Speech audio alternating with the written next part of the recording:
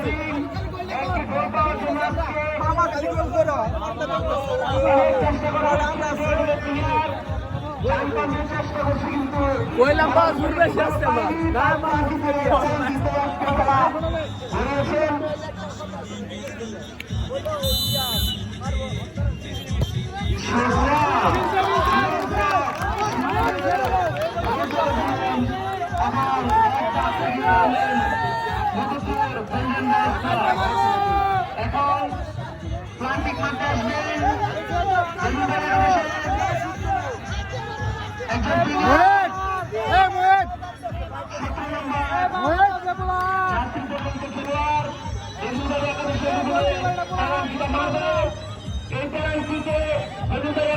গোল করতে হবে। যদি না করে তাহলে কিন্তু এক ব্যক্তি ছেড়ে যাবে বেগুনবাড়ি একাদশ। তাদের জন্য এই গোলটা দেবে সোনার হরিণ হবে। যদি সোনার হরিণ করতে চায় তাহলে এই গোলটি বেগুনবাড়ি তারে ঢুকাতেই হবে যে কোনো মূল্যে। দেখা যাক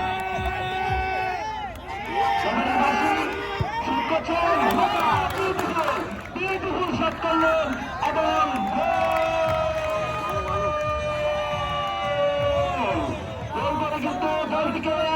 চূড়ায় পৌঁছে দিলেন বেগুনবাড়ি একাদশের 17 নম্বর জার্সি পরিহিত খেলোয়াড়। এই মুহূর্তে প্লান্টিক মাঠে এগিয়ে যাচ্ছে গুটি গুটি পায়ে মধুপুর গোল্ডেন বয়েজ ক্লাবের 30 নম্বর জার্সি পরিহিত খেলোয়াড়। এখন ব্যাপারের বাসী পেলেই তিনি পেনাল্টিটা মারবে এবং ওই পেনাল্টির মাধ্যমে কিন্তু মধুপুর বয়েজ ক্লাবের ভাগ্য নির্ধারণ হবে। ব্যাপারীবাসী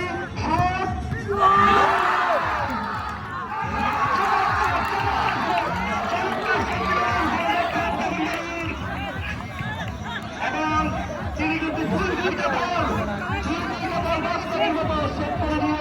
বলটাকে এক উচ্চ চড়ায় পৌঁছে দিয়েছেন এবং আজকের খেলাকে তার বন্ধ দিয়ে গেছিলেন একমাত্র বেগুনবাড়ির গোলকিপার। আজকের পুরা খেলার তারই কিন্তু বেশিরভাগ কৃতিত্ব তিনি কিন্তু দুটি বল ফিরিয়ে দিলেন। এই গোলটা যদি বেগুনবাড়ি একাদশ দিতে পারে তাহলে আজকে তারা উইন হয়ে যাবে বেগুনবাড়ি একাদশ। এবং দেখা যাক কি করা যায়। এই গোলকে ফিরাতে হবে, মধুপুর বয়েসের এই গোলকে ফিরাতে হবে।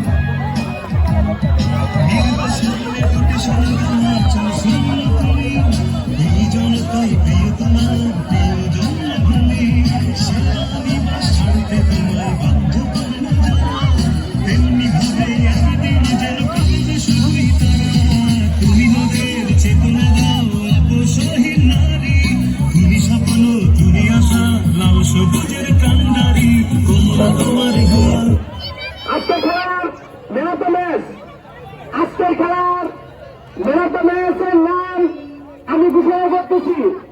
আজকের খেলার ম্যান অফ দ্য ম্যাচ হচ্ছেন বেগুনবাড়ির বাঁশপাখি। বেগুনবাড়ির বাঁশপাখি থেকে কাজী জীবন ভাইয়ের কাছ থেকে ম্যান অফ দ্য ম্যাচের পুরস্কারটা নেওয়ার জন্য আমি হরি ভাই এবং জীবন ভাই সালাউদ্দিন ভাই তাদের কাছ থেকে তাদের কাছ থেকে ট্রফিটা নেওয়ার জন্য বিশুদ্ধ অনুরোধ জানাচ্ছি। ধন্যবাদ বেগুনবাড়ি বয়েজ ক্লাবকে জয়লাভ করার জন্য। অপরদিকে ধন্যবাদ জানাই মধুপুর গোল্ডেন বয়েজ ক্লাবকে, অসাধারণ ফুটবল খেলেছেন।